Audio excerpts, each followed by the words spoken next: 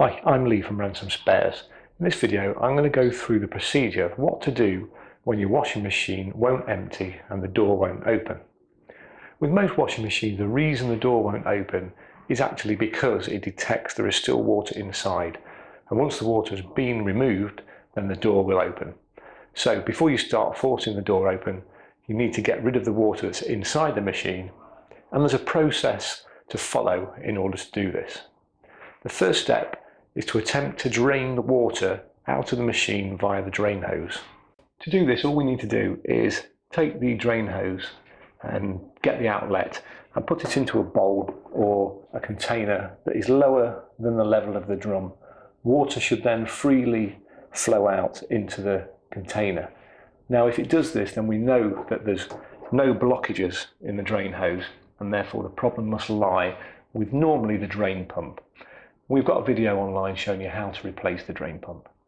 If water fails to drain out of the drain hose, then the next step is to try and drain the water from the filter if your machine has one.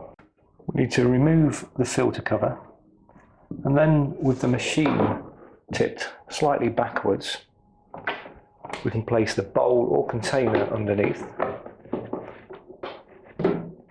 and then steadily unscrew the filter. As you do this, it's likely the water will start to trickle out and into the container. And once the container is becoming full, just tighten up the filter and take the container away and empty it. You can continue to repeat that process until the machine is empty.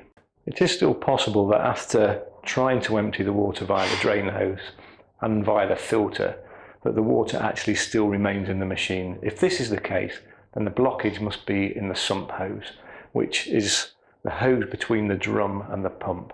And I'll show you how to get to that and empty the water via that now. We first need to lay the machine onto its back, and we do this either onto some old towels or an old sheet. Looking at the underside of the machine, we can now see the sump hose, which we need to remove the screw and steadily prise away the hose from the tub and let the water drain away.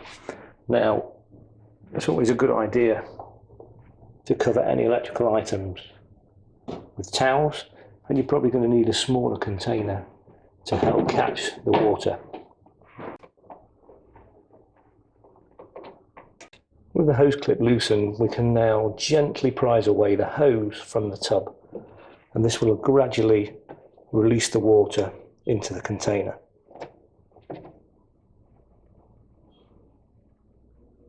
Of course, removing the water via the sump hose needs to be done steadily.